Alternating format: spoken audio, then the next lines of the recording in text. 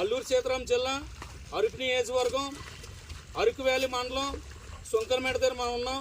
దయచేసి ఆంధ్రప్రదేశ్ రాష్ట్రంలోనూ అలాగే ఇతర రాష్ట్రాల నుండి వచ్చిన టూరిస్టులందరికీ కూడా చిన్న మనవి, అయ్యా దయచేసి మా గిరిజన రైతులు చూడండి, ఎవరైతే టూరిస్టులు కలిసి వస్తున్నారో బీర్ సీసాలు, వాటర్ బాటిళ్ళు అలాగే ప్లాస్టిక్లు పొలాలు వాడేస్తున్నారు.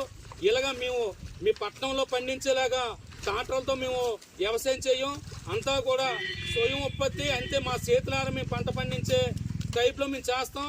కానీ గిరిశేఖర గ్రామాలు అన్నింటిలో కూడా ఏంటంటే ట్రాక్టర్లు గట్టి వెళ్ళాం. ప్రతి దమ్ము పట్టేటప్పుడు ఏంటంటే ఇక పారతో పట్టి ఆ పారతో తవ్వి దాన్ని మట్టాలి. ఈ మట్టేటప్పుడు ఏటవుతుందంటే మీరు ఏదైతే సీసాలు ఇసిరేస్తున్నారో మద్యం సీసాలు ఇసిరేస్తున్నారో ఆ మద్యం సీసాలు పగిలి గాజు పెంకులు గుచ్చుకుంటున్నాయి.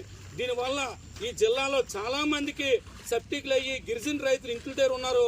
దయచేసి చెప్తున్నా, టూరిజంకి వస్తున్న ప్రతి వ్యక్తి కూడా ప్లాస్టిక్ని ఎక్కడ పడితే అక్కడ పడేయకండి. అలాగే మీరు ఏదైతే గ్లాసులు తీసుకొస్తున్నారో అలాగే ఏదైతే మందు బాటలు తీసుకొస్తున్నారో దయచేసి మీ పుణ్యం ఉంటుంది.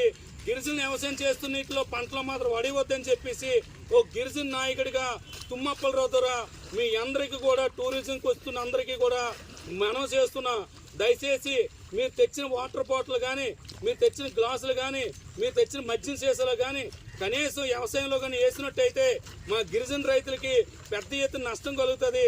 దయచేసి అర్థం చేసుకొని ఈ వీడియో ప్రతి వ్యక్తి షేర్ చేయండి.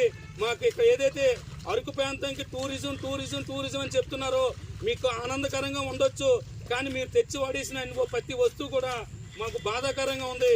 దయచేసి అర్థం చేసుకుని వచ్చిన టూరిజం అందరూ కూడా ప్లాస్టిక్ని అరికట్టాలి, మద్యం సీసాలు ఎక్కడ పడితే వడయకూడదని చెప్పి గిరిజన నాయకుడు తుమ్మప్పలరావు ద్వారా వేడుకుంటున్నాను. జై ఆదివాసీ.